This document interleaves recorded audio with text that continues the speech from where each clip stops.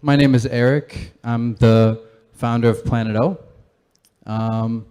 And I'm here to tell you today a little bit about what I think the next generation of entertainment looks like and what we've been building.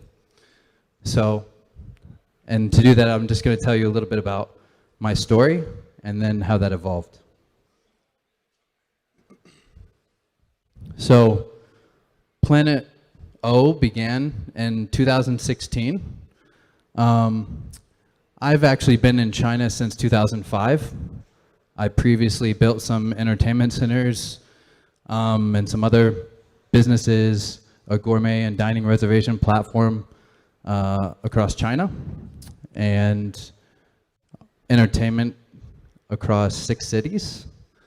So then when that came to an end, I took a break from China for a while. I went to the Philippines for 8 months and windsurfed and drank a lot of wine and read some books, and then decided I'd come back and maybe do something one more time.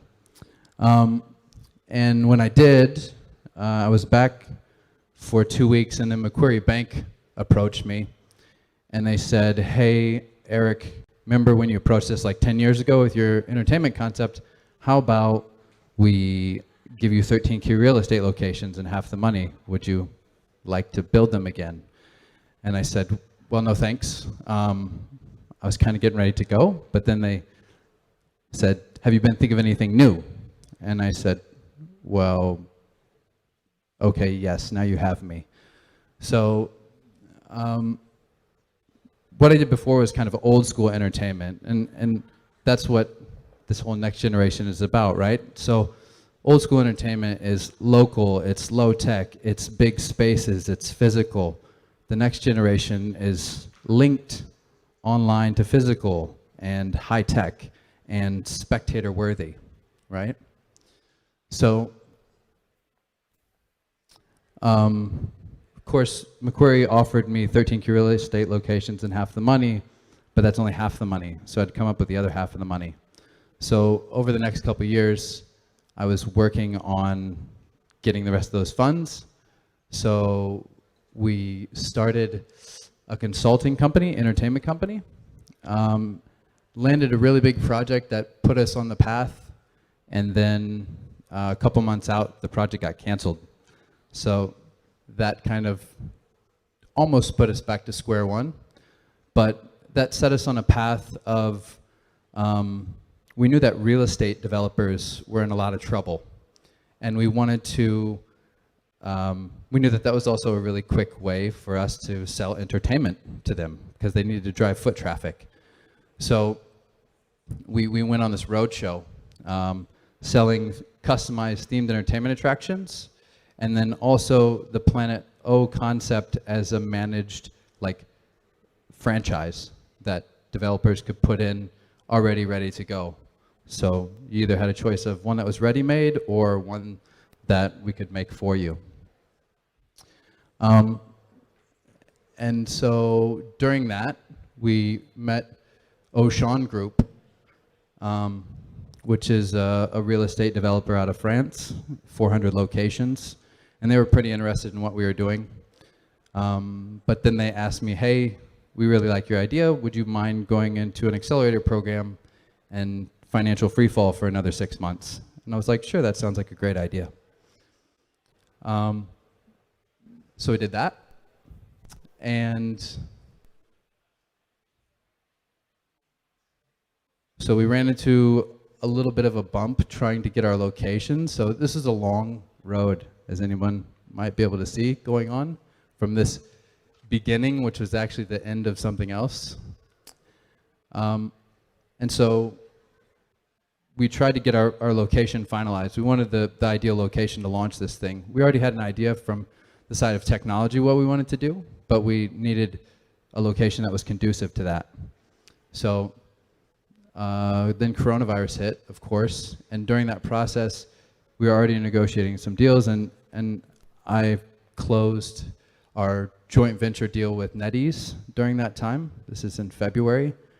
This is when I got locked in the Philippines again for another 8 months, actually. And then also Formula One. eSports racing, and drone racing league. So there's a lot of synergies that run through the DNA of what Planet O is, and that's what I'm going to get into next, which I also think is part of, the future of entertainment, this next generation of entertainment. And then today, we're opening the first center. It's Planet One, which is our flagship center that's in Sinar Mas. And so if you guys are going to the after party, that's where it's at. So you can check it out and see. So, all right, so let me tell you a little bit about what this is, this platform, actually. So Planet O is a bridge between technology, human interaction, and spectator worthiness. So let's talk about where that came from in the first place, the inspiration for that. So I've already had quite a bit of experience in doing entertainment in the past. But when I decided to start out on this journey again, to do it once again, it was at first sort of just a polished up version of that, like a better, more renewed version. Until during that accelerator program, I was on a train next to a young girl that's sitting there, and she's got her mobile phone out, and she's got a game going on the phone. And I saw it, and I was like, oh, that's interesting. And then I noticed that her hands weren't moving and that she wasn't moving the device or anything. And so I asked her, excuse me, are you playing that game? And she said, no, I'm just watching it. And I was like, oh, okay. Are you like learning some tips or strategy or something? No, I'm just watching it, like a soap opera. Like a soap opera. So that kind of turned the switch on for me, that I really started to understand what eSports was about. So, you've heard that in the news, you've read, the investments in it. eSports is booming. And if you don't know what eSports is, these are stadiums of people, 40, 50, 80,000 people going to watch 5-on-5 people play a video game. It's massive. Some might say insane, but it's massive. So there's definitely something there. And then you go and you look at the very young youth, and at this time, this is also before Douyin was hot. So like all these viral video snippets, right, of people spectating, people watching video games, people, young kids. My sister has a bunch of kids. They're sitting on the bed watching somebody else play Minecraft together, like it's a show. So it's interesting, yeah? So that was the beginning of the inspiration of understanding this next generation of entertainment. And then how does that tie in with the concept? So our concept is about high tech, because we also think that in China, this is the place to launch, because everybody's interested in the latest high-tech thing that's coming out. Apple launches the latest earbuds, everybody's got to have it, the latest phone, the latest software, polished, premium, tech. Our concept is also modular, so we can go into any space, we can go into any real estate. We're driving traffic that those real estate developers need, because e-commerce has killed off traditional retail. So how do we drive people to physical spaces? Modular, so that we can do that. And so the last one is a physical platform. So this connects innovators. This connects top of industry people and companies to physical platforms where you can drive content, you can showcase next generation hardware. It shortens the path between and gets rid of some of the noise to put that next generation technology in front of consumers that are the target, the millennial target, especially in China. So what is Planet O? We're an aggregator of technology and experiences. Actually, we don't create anything ourselves except for the glue that sticks everything together. Everything else comes from innovators and technology and hardware and IP from people like you.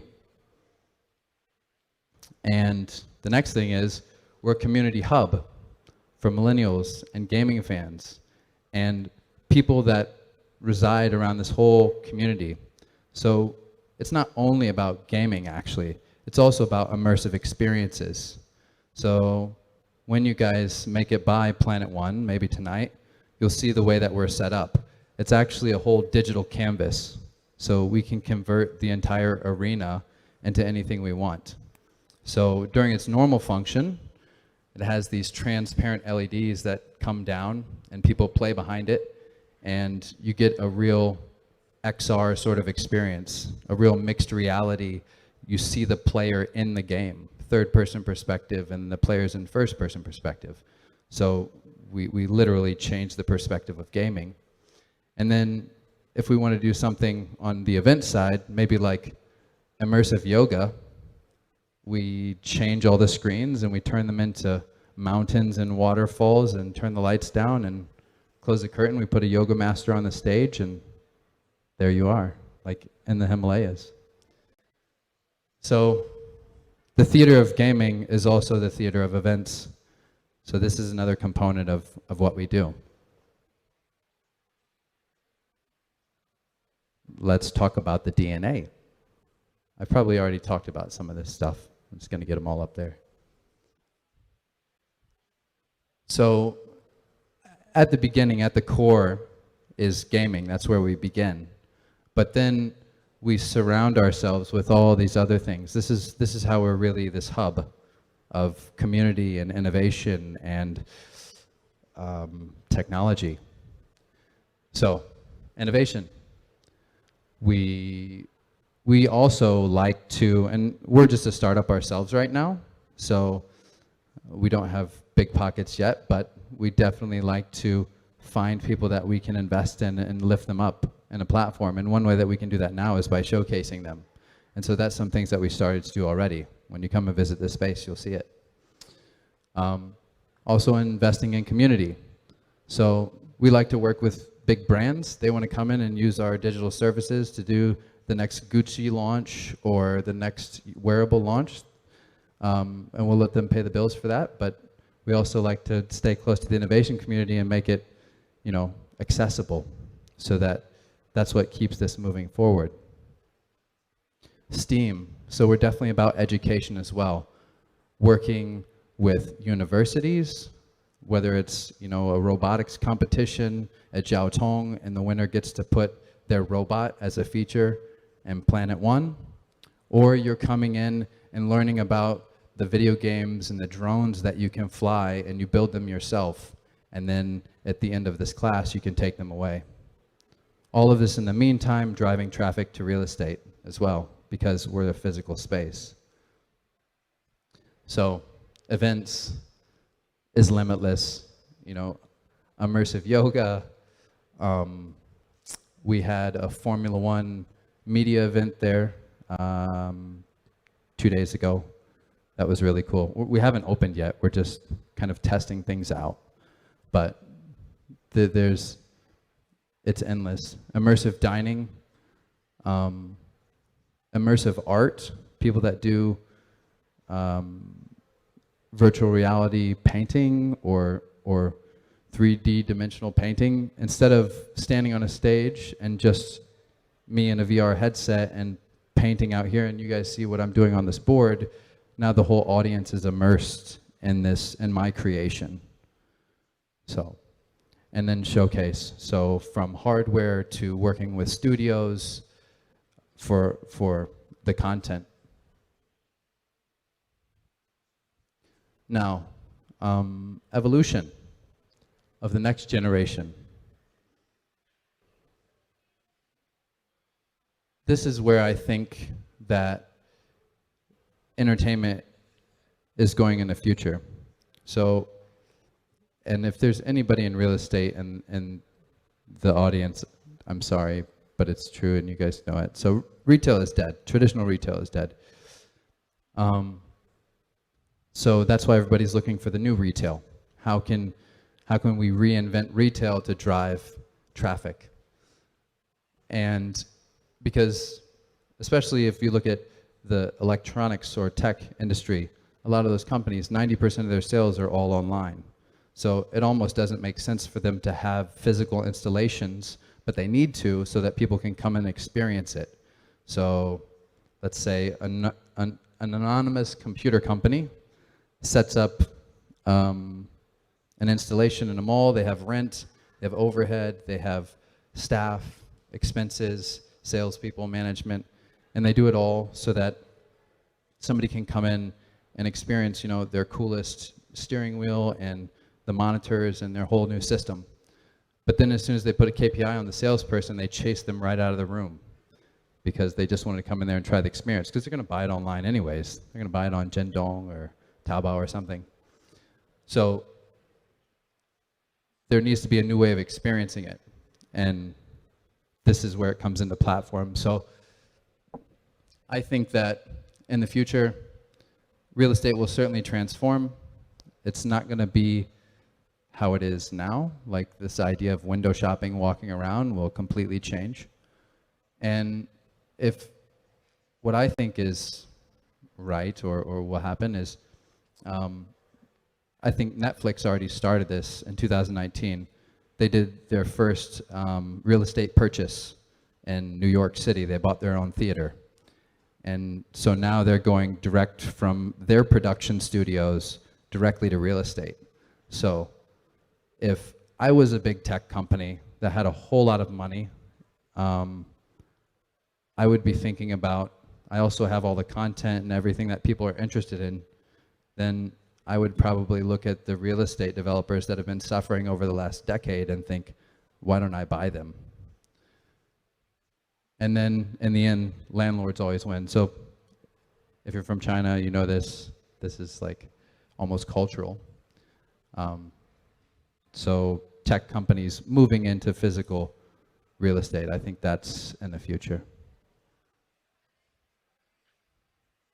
So gaming is just the beginning. Change the way you advertise, change the way you shop, change the way you experience and immerse yourself. This is the platform that we've created, and that we think that's what the future will look like. Now, how will we continue to evolve in the future? That's why I'm here speaking on the stage today, to let you guys know about it, because we like to work with innovators and get inspired as well. So that's up to you. So we hope that you like what we do, and we hope that you come by and see it. So thank you.